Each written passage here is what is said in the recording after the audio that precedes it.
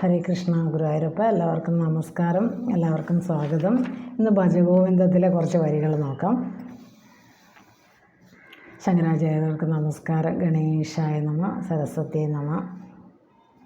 കാതൈ കാന്ത ധനഗത ചിന്ത വാതുലകിം തവ നാസ്തി നിയന്ത ത്രിജഗതി സജ്ജന സംഗതിരേഖ ഭവതി ഭവാർണവതരണേ നൗക. അപ്പോൾ നമ്മൾ ഈ ജീവിത സമുദ്രം എങ്ങനെയാണ് കടക്കേണ്ടത് എന്ന് ശങ്കരാചാര്യർ നമ്മളെ പഠിപ്പിക്കുന്നു. എന്താ പറയുന്നതെന്ന് ചോദിച്ചാൽ, കാതേ കാന്ത. അപ്പം നിങ്ങളുടെ വീട്ടിലെ നിങ്ങളുടെ ഭാര്യ അല്ലെങ്കിൽ അവരാരാണ് നിങ്ങളുടെ ഭാര്യ എന്ന് പറഞ്ഞാൽ, ഇത് കുറച്ച് വേദാന്തവുമായി ബന്ധപ്പെടുത്തിയാണ് അത് പറയുന്നത്. കാരണം വേറെ ഒരു സ്ഥലത്ത് ഉള്ള ഒരാളാണ് നമ്മുടെ വീട്ടിലേക്ക് ഭാര്യയായിട്ട് വരുന്നത്. അല്ലെങ്കിൽ നിങ്ങൾ നിങ്ങളുടെ ഭാര്യയെക്കുറിച്ച് ഇങ്ങനെ എന്തിന് ചിന്തിക്കുന്നു, അങ്ങനെയും ഒരു അർത്ഥമുണ്ട്. പിന്നെ ധനഗത ചിന്ത, ധനം പോകുന്നു അല്ലെങ്കിൽ വരുന്നു, എനിക്ക് പൈസ കിട്ടിയില്ല, അങ്ങനെയുള്ള ചിന്തകൾ, ധനത്തെക്കുറിച്ച് എന്തിനിങ്ങനെ അമിതമായിട്ട് ചിന്തിക്കുന്നു. പിന്നെ പറയുന്നത് ഹേ മൂഢ വാതുല ഹേ മൂഢ തവ നിയന്ത നാസക്തിക്കും. നിനക്ക് നിയന്താവായി ഒരാളില്ലെന്നാണോ നീ വിചാരിക്കുന്നത്? അതല്ലെങ്കിൽ ഇതെല്ലാം നിയന്ത്രിക്കുന്ന ഒരാളുണ്ട്, അതില്ലെന്നാണോ വിചാരിക്കുന്നത് എന്നാണ് പറയുന്നത്. അപ്പോൾ നമ്മളുടെ ഒരു കഴിവെന്ന് പറയുന്നത് വളരെ ചെറുതാണ്. അപ്പോൾ നമ്മുടെ ഈ ലോകം തന്നെ നിയന്ത്രിക്കുന്ന ആ ഒരു ശക്തി, അതിനെ നമ്മൾ അറിയുക എന്നുള്ളതാണ് ഏറ്റവും പ്രധാനം. പിന്നെ പറയുന്നത് ത്രിജഗതി, മുപ്പാരിലും 3 ലോകത്തിലും സജ്ജന സംഗതി, അതായത് സജ്ജനങ്ങളുമായിട്ട് സത്സംഗം, അതൊന്നു മാത്രമാണ്. ഭവാർണവ തരണേ നൗക ഭവതി. ഭവ ആർണവം എന്ന് പറഞ്ഞാൽ സംസാര സാഗരം.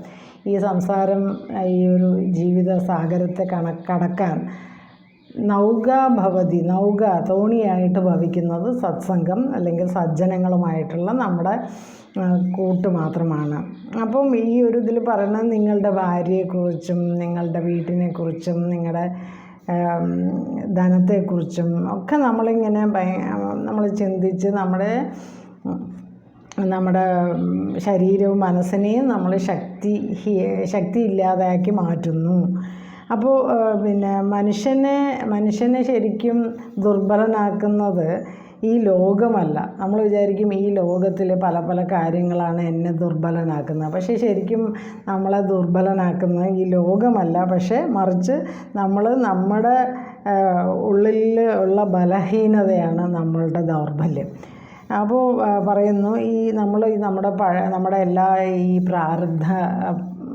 പ്രാരബ്ധങ്ങളൊക്കെ അയവിറക്കി നമ്മളെന്ത് ചെയ്യുന്നു, പിന്നെ ആവശ്യമില്ലാത്ത ചിന്തകളിൽ രമിച്ചുകൊണ്ടിരിക്കുമ്പോൾ നമ്മൾ കൂടുതൽ ദുർബലരായിട്ട് മാറുകയാണ് ചെയ്യുന്നത് എന്ന് പറയുന്നു. വാതുല എന്ന് പറയുമ്പോൾ ഹേ മൂഢ എന്നൊക്കെയാണ് പറയുന്നത്, ലംബട എന്നൊക്കെയാണ് പറയുന്നത് നമ്മളെ പിന്നെ ശങ്കരാചാര്യർ. കാരണം നമ്മളൊക്കെ ഒരു മൂഢത്വത്തിലാണ് നമ്മൾ ജീവിക്കുന്നത്. കാരണം അപ്പോൾ ഈ ദുശ്ശീലങ്ങൾ, ഒരുപാട് ദുശ്ശീലങ്ങളിലാണ് നമ്മൾ ജീവിക്കുന്നത്. അപ്പോൾ അതിൽ നിന്ന് എങ്ങനെ മുക്തനാവാമെന്ന് ശങ്കരാചാര്യർ ഒരു പോംവഴിയും കൂടെ നമുക്ക് നിർദ്ദേശിക്കുന്നു. അപ്പോൾ എപ്പോഴും ഒരാളോട് നീ ഇങ്ങനെ ചെയ്യരുത് എന്ന് പറയുമ്പോൾ പിന്നെ എങ്ങനെയാണ് ചെയ്യേണ്ടതെന്നും കൂടെ പറഞ്ഞു കൊടുക്കണ്ടേ, അതാണ് പറയുന്നത്. ആ പോംവഴി പറയുന്നു സജ്ജന സംഗതി ആണ് ഏറ്റവും നല്ലത് എന്ന് പറയുന്നു. സജ്ജന സംഗതി എന്ന് പറഞ്ഞാൽ സത്സംഗം എന്ന് പറഞ്ഞാൽ നല്ല ആളുകളുമായിട്ടുള്ള നമ്മളുടെ ഒരു അസോസിയേഷൻ, അല്ലെങ്കിൽ നമ്മുടെ ഒരു ചേരൽ, അല്ലെങ്കിൽ അവരെ നല്ല മോട്ടിവേഷണലായിട്ടുള്ള കാര്യങ്ങൾ കേൾക്കുക,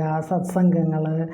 ഇപ്പോൾ ഇന്നൊക്കെ ഒരുപാട് സത്സംഗങ്ങൾ നമ്മുടെ യൂട്യൂബിലൊക്കെ ധാരാളം സത്സംഗങ്ങളുണ്ട്. അപ്പോൾ അതെല്ലാം നമുക്ക് പുതിയൊരു വിചാരം നമ്മുടെ ഉള്ളിൽ ക്രമേണ രൂപപ്പെടുത്തുകയും നമ്മുടെ പഴയ ശീലങ്ങൾ കുറച്ച് ഇല്ലാതെയാവുകയും ചെയ്യും. അപ്പോൾ നമ്മളൊരു ഒരു നല്ല ഉത്കൃഷ്ടമായിട്ടുള്ള ഒരു ചിന്ത നമ്മുടെ ഉള്ളിൽ അത് ഉണ്ടാക്കും ഈ സത്സംഗങ്ങളിലൂടെ. അതാണ് സജ്ജന സംഗതി എന്ന് പറയുന്നത്. സജ്ജനങ്ങളുമായിട്ടുള്ള നമ്മളുടെ ആ ഒരു അസോസിയേഷൻ അല്ലെങ്കിൽ ചേരൽ. അങ്ങനെ വരുമ്പോൾ ജീവിതത്തിന് ഒരു പുതിയ പ്രോത്സാഹനവും ജീവിത ലക്ഷ്യത്തിന് ഒരു വ്യക്തമായൊരു രൂപവും ആ പരമപദത്തിലേക്ക് നമുക്ക് എളുപ്പം എത്താനും സാധിക്കും എന്നാണ് പറയുന്നത്. അപ്പോൾ പിന്നെ നമ്മൾ പോകുന്ന മാർഗം ശരിയാണോ എന്ന് ഇടയ്ക്കിടയ്ക്ക് ചെക്ക് ചെയ്യണം. എപ്പോഴും അങ്ങനെയാണല്ലോ. അങ്ങനെ ചെയ്യുമ്പോൾ നമുക്ക് അങ്ങനെ ചെക്ക് ചെയ്യാൻ ഒരു അന്തർദൃഷ്ടി, സൂക്ഷ്മ ഗ്രഹണ ഇന്ദ്രിയം എന്നാണ് പറയുന്നത്. അത് ഉള്ളിൽ നമ്മുടെ അന്തർദൃഷ്ടി എന്ന് പറയുന്നത് അത് നമ്മുടെ ഉള്ളിൽ വളർന്നു വരുന്നതായിട്ട് നമുക്ക് കാണാം. അതിന് അയാൾ സമർത്ഥനായിട്ട് സ്വയം ഭവിക്കുകയും ചെയ്യും എന്നാണ് പറയുന്നത്. പിന്നെ നമ്മൾക്ക് സന്തോഷമാണല്ലോ എല്ലാവരും ആഗ്രഹിക്കുന്നത്. അപ്പോൾ ശങ്കരാചാര്യർ എങ്ങനെ സന്തോഷം നേടാമെന്ന് പറയണം. അതിന് 2 വഴികൾ പറയുന്നു. ഒന്ന് ഇന്ദ്രിയ നിയന്ത്രണം. ഇന്ദ്രിയങ്ങൾ നമ്മുടെ ഈ പഞ്ചേന്ദ്രിയങ്ങൾ പുറത്താണ് എല്ലാം. കണ്ണ്, മൂക്ക്, നാക്ക്, ഇതൊക്കെ നമ്മളെ പലതിലേക്ക് അട്രാക്റ്റ് ചെയ്തുകൊണ്ടിരിക്കുന്നു. അപ്പോൾ ഇതിനെ കൺട്രോൾ ചെയ്യുമ്പോൾ നാവിനെ കൺട്രോൾ ചെയ്യാം. അതുപോലെ പിന്നെ എല്ലാം കൺട്രോൾ ചെയ്യുമ്പോൾ നമുക്ക് ദമം എന്ന് പറയാം. തന്നെ ഇന്ദ്രിയ നിയന്ത്രണത്തിന് ദമം എന്ന് പറയും. പിന്നെ അതുപോലെ ശമം എന്ന് പറഞ്ഞാൽ ശാന്തി. ഇന്ദ്രിയ നിയന്ത്രണത്തിലൂടെ ശാന്തിയും അതിലൂടെ സന്തോഷവും ലഭിക്കുമെന്ന്. അതാണ് അതിൻ്റെ ഒരു വഴി. പിന്നെ സാധനയുടെ ആരംഭ ദിശയിൽ മാത്രമല്ല സത്സംഗം വേണ്ട. സത്സംഗം എന്നും ഒരു സാധകൻ ഈ ആധ്യാത്മിക പുരോഗതിക്ക് ആ ഒരു സാധന എന്നും തുടർന്നുകൊണ്ടിരിക്കണം എന്നാണ് പറയുന്നത്. എല്ലാ യാത്രയുടെ ഓരോ ഘട്ടത്തിലും ഈ ആധ്യാത്മികമായ പുരോഗതിക്ക് വേണ്ടി, അല്ലെങ്കിൽ നമ്മൾ എന്തിനാണോ ജീവിക്കുന്നത്, നമ്മുടെ ജീവിത ലക്ഷ്യം എന്ന് പറയുന്നത് ശരിക്കും പറയണമെങ്കിൽ ഭഗവാനിൽ എത്തിച്ചേരുക എന്നുള്ളതാണ്. പക്ഷെ അത് നമ്മൾ അറിയുന്നില്ല, അത് നമുക്ക് ആരും പറഞ്ഞു തരുന്നില്ല.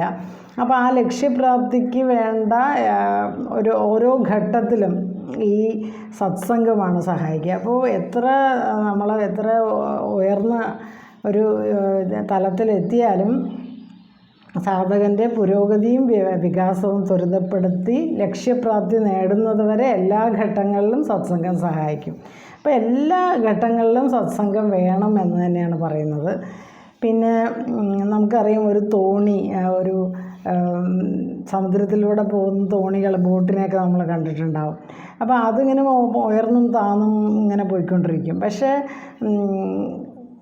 അതിൽ ആ തോണിയിൽ വളരെ സുരക്ഷിതനായിട്ട് ഇരുന്നുകൊണ്ട് നനയാതെ ഇരുന്നാൽ മാത്രമേ നമുക്ക് അക്കരെ എത്താൻ പറ്റുള്ളൂ. അപ്പോൾ എത്ര തന്നെ ഇളക്കം ഉണ്ടെങ്കിലും കോളിളക്കം ഉണ്ടെങ്കിലും നമ്മുടെ ആ ഒരു കഴിവാണ് അതിൽ സുരക്ഷിതനായിട്ട് നനയാതെയും ഒക്കെ ഇരിക്കുക എന്നുള്ളത്. അപ്പോൾ അതാണ് ഈ സത്സംഗം കൊണ്ട് നേടുന്നത് എന്നാണ് പറയുന്നത്. പിന്നെ അപ്പോൾ ഈ ഇത്രയും നമ്മളെങ്ങനെ നമ്മുടെ ഈ ജീവിതത്തെ സത്സംഗത്തിൻ്റെ ആ ഒരു പ്രാധാന്യം വ്യക്തമാക്കിക്കൊണ്ടാണ് ശങ്കരാചാര്യർ ഈ 13 ശ്ലോകങ്ങൾ സംഹരിപ്പിക്കുന്നു. മാത്രമല്ല ബാക്കി ഇതിൽ ഇനിയും 14 ശ്ലോകങ്ങൾ ശങ്കരാചാര്യരുടെ 14 ശിഷ്യന്മാർ അവരൊരു കാശിയിലൂടെ കാശി യാത്രയിലായിരുന്നു. ആ കാശി യാത്രയിൽ ആചാര്യസ്വാമികളുടെ കൂടെ ഉണ്ടായിരുന്ന 14 ശിഷ്യന്മാർ ഓരോ ശ്ലോകം വീതം അവർ രചിച്ച് ഈ ഒരു ഭജഗോവിന്ദത്തിൽ ചേർത്തിട്ടുണ്ട്. അതാണ് ഇനി പറയുന്നത്. അപ്പോൾ അടുത്തത് പത്മപാദ ആചാര്യർ പ്രധാനപ്പെട്ട ഒരു ശിഷ്യനാണ്. ആ ശിഷ്യൻ രചിച്ച ഒരു ശ്ലോകം അടുത്ത ചൊല്ലാം. ജഡിലോ മുണ്ടീലുഞ്ചിത കേശ കാഷായാംബര ബഹുകൃതവേഷ പശ്യന്നഭിജന പശ്യതി മൂഢോ ഹ്യുദര നിമിത്തം ബഹുഹൃതവേഷ ഭജ ഗോവിന്ദം ഗോവിന്ദം ഭജ മൂഢമതേ. പറഞ്ഞു ജഡിലോ ജഡില എന്ന് പറഞ്ഞാൽ ജട വളർത്തിയ, മുണ്ടി എന്ന് പറഞ്ഞാൽ ശിരസ് മുണ്ടനം ചെയ്ത, ശിരസൊക്കെ ഇങ്ങനെ മുട്ടയടിക്കില്ലേ. പിന്നെ ലുഞ്ചിത കേശ, ഇനി ചിലർ ഈ മുടിയൊക്കെ ഇങ്ങനെ പറിച്ചെറിഞ്ഞ് കൊണ്ടിരിക്കുന്ന. കാഷായാംബര ബഹുകൃതവേഷ, അപ്പോൾ കാഷായം ധരിച്ചു കൊണ്ടിരിക്കുന്ന സന്യാസിമാരെക്കുറിച്ചാണ് പറയുന്നത്. ഇവരെല്ലാം ബഹുവിധ വേഷം കെട്ടി നടക്കുന്നു എന്നാണ് പറയുന്നത്. മൂഢനാണ്. എന്നാൽ പശ്യൻ അഭി, ഈ മൂഢൻ പശ്യൻ അഭി കാണുന്നുവെങ്കിലും പശ്യതി, യഥാർത്ഥം ശരിക്കും കാണുന്നില്ല എന്ന് പറയുന്നു. ഉദര നിമിത്തം ബഹുകൃതവേഷ, എന്ന് വെച്ചാൽ ഉദരം വയറ്റിപ്പഴുപ്പിനാണ് പലതും ചെയ്യുന്നത് എന്നാണ് ഈ വേഷങ്ങളൊക്കെ. അപ്പോൾ ചിലവർ ഇപ്പോൾ ഈ സന്യാസം എന്ന് പറയുന്ന കാഷായ വസ്ത്രത്തെക്കുറിച്ച് ശങ്കരാചാര്യരും പറയുന്നുണ്ട്. എല്ലാ കാഷായ വസ്ത്രധാരികളും പിന്നെ ശരിക്കും യഥാർത്ഥ സന്യാസിമാരാവണമെന്നില്ല. ചിലർ വയറ്റിപ്പഴുപ്പിന് വേണ്ടിയൊക്കെ ചെയ്യാറുണ്ട് എന്നും പറയുന്നു. അങ്ങനെ വളരെ നമ്മുടെ സമൂഹത്തിൽ പല രീതിയിൽ, അപ്പം നമ്മളിപ്പോൾ കാഷായധാരികൾ തന്നെ ചിലവർ അതിനെ എന്താ പറയുക, കാപഢ്യത്തിലൂടെ അതിനെ സമീപിക്കുന്നവരുണ്ട്. അപ്പോൾ കാവ്യവസ്ത്രം ധരിച്ചതുകൊണ്ട് മാത്രം സന്യാസി ആവില്ല എന്നാണ് ആ പറയുന്നതിൻ്റെ അർത്ഥം. ഇനി കാവ്യവസ്ത്രം ധരിച്ചില്ലെങ്കിലും സന്യാസിയാവാം. ജീവിതത്തിലൂടെയാണ് ആ ഒരു എന്താ പറയുക, എന്താണോ സന്യാസം ഇതിൽ കൊണ്ട് ഉദ്ദേശിക്കുന്നത് അത് നേടാൻ പറ്റും. അതായത് ഒരു വേഷത്തിലല്ല കാര്യമെന്ന് പറയുന്നു. പിന്നെ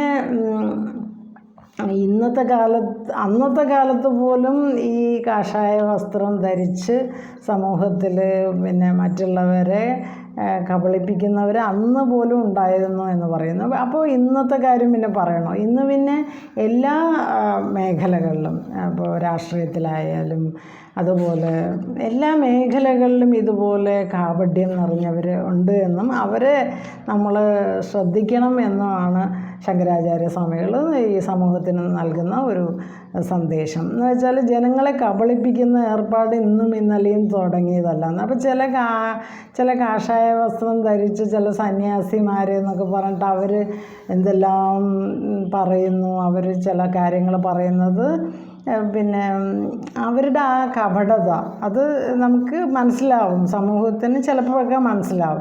അപ്പോൾ ആ ഒരു ആധ്യാത്മിക മേഖലയിൽ ഇരിക്കുമ്പോൾ തന്നെ ആ ഒരു കാപഢ്യം അതും നല്ലതല്ല. അതുപോലെ തന്നെ വേറെ ഏത് മേഖലയിലും കാപഢ്യം പാടില്ല. നമ്മളിപ്പോൾ ജട വളർത്തിയത് കൊണ്ടോ തല മുട്ടയടിച്ചത് കൊണ്ടോ ഒന്നും പിന്നെ ഒരു സന്യാസിയാവില്ല എന്നും, കാഷായ വസ്ത്രം ധരിച്ചത് കൊണ്ട് സന്യാസിയാവില്ല എന്നും, ഇതെല്ലാം വയറ്റുപിഴപ്പിനാണ്, ഉദരപൂരണത്തിനാണ് ഉള്ള എളുപ്പ വഴിയാണ് എന്ന് പറയുന്നു. ഉദര നിമിത്തം ബഹുകൃതവേഷ എന്നാണ് ശങ്കരാചാര്യർ പറയുന്നത്. അപ്പോൾ ഇത്തരംക്കാർ സമൂഹത്തിന് കുറച്ച് തന്നെയാണ്. അപ്പോൾ നമ്മൾ സദാ ജാഗ്രത പുലർത്തണമെന്നും, എന്നാൽ ഒരു 95% നല്ലതായിരിക്കും. എല്ലാ രംഗത്തും ഇതുപോലെ കാപഢ്യത നിറഞ്ഞ ആരെങ്കിലുമൊക്കെ കാണും. അപ്പോൾ അവരെ ശ്രദ്ധിക്കണം എന്നൊരു സൂചനയും കൂടെ തരുന്നു. അപ്പോൾ ഈ ശങ്കരാചാര്യരുടെ ശിഷ്യനായ പത്മപാദരാണ് ഈ ശ്ലോകം രചിച്ചത്.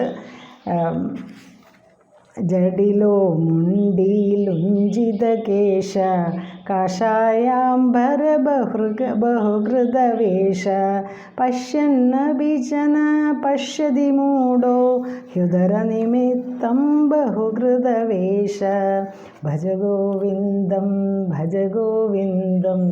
ഗോവിന്ദം ഭജ മൂഢമതേ എന്ന് പറഞ്ഞ് ശങ്കരാചാര്യർ നമ്മളെ കുറച്ചുകൂടെ ജാഗ്രതയോടുകൂടി ഈ ലോകത്ത് ജീവിക്കാനും നാമജപങ്ങളിലൂടെ ജീവിതത്തെ സത്സംഗങ്ങളിലൂടെ ശ്രേഷ്ഠമാക്കാമെന്നും വഴി പറഞ്ഞായിരുന്നു. അപ്പോൾ എല്ലാവർക്കും നമസ്കാരം. ഓം തത്സത്. ഹരേ കൃഷ്ണ. ഗുരുവായൂരപ്പ.